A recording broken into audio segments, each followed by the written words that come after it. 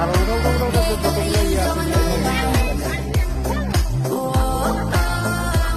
শুধু পাঙ্গাসটা ধরা হবে, ছোট মাছগুলো ধরা হবে, আর বাকি যেগুলা ছোট মাছ বলতে বলা ধরা যেতে আছে, আর বাকি যে মাছগুলো আছে তাও জাতীয় মাছগুলো ছেড়ে দেওয়া হবে।